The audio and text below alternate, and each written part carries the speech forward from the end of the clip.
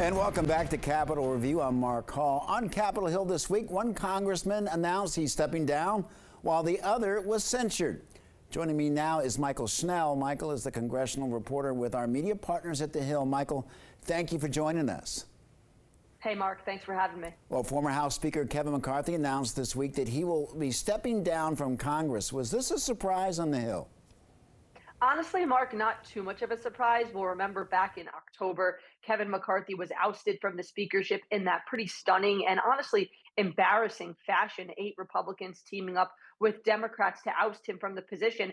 After that, Kevin McCarthy sort of had, it seemed, a little difficulty figuring out what his place was in the Republican conference. He was no longer in leadership after years of rising in the ranks. It didn't exactly seem like he enjoyed being a rank and file member. So ahead of this announcement, he was talking to the New York Times during the Deal Book Summit and actually said that this was going to be a gut decision, and noted that he was weighing his options and he was going to be thinking long and hard, about whether or not he was going to run for re-election. But there had been this swirling speculation about whether or not he would tap out of Congress early. Of course, Kevin McCarthy coming out with that announcement this week, saying he'll be departing Congress at the end of this month. So not too much of a surprise, just because of sort of this tumultuous tenure Kevin McCarthy has had in the House just this year.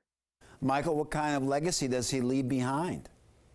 I mean, look, in terms of the history, he was ousted from his position, the first time in history that had happened, which was really a stunning situation. Him leaving the House without a speaker in this standstill for about 3 weeks. That was a really historic thing he'll be remembered for. He'll also be remembered for raising the debt limit back in June. His deputies and President Biden and the White House officials struck a deal to raise the debt limit for 2 years. That was a big accomplishment. And then just his tenure since being in Congress, starting in 2007, rising in the ranks throughout the leadership positions to the speakership, and then, of course, that historic toppling. There are a lot that will be included in Kevin McCarthy's biography as a congressman from California. Unlikely he'd make a political comeback?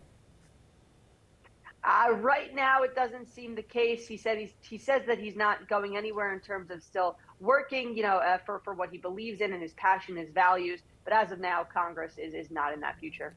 Mychael, let's head to the other side of the aisle. New York Congressman Jamaal Bowman was censured by the House for pulling a fire alarm. What does this mean for the congressman? Yeah, Jamaal Bowman receiving that censure this week, becoming the 27th House lawmaker in history and the third actually this year to receive this congressional censure. It was Republicans and 3 Democrats essentially saying that he did the wrong thing when he falsely pulled a fire alarm during a vote in the House back in September. It was during that high stakes vote to avert a government shutdown. Jamaal Bowman has consistently claimed that he pulled the fire alarm by mistake. He was going out of a door that was typically open and it was locked, and he thought that pulling the fire alarm or pulling what he later realized was a fire alarm would have unlocked the door. That's his story. But look, at the end of the day, he was charged with a misdemeanor. He pleaded guilty. He has to pay a $1,000 fine, write an apology to the Capitol Police.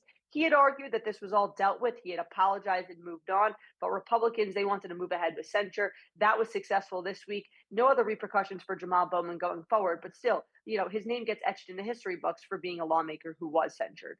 Mychael Schnell with The Hill, thank you. Thanks for having me.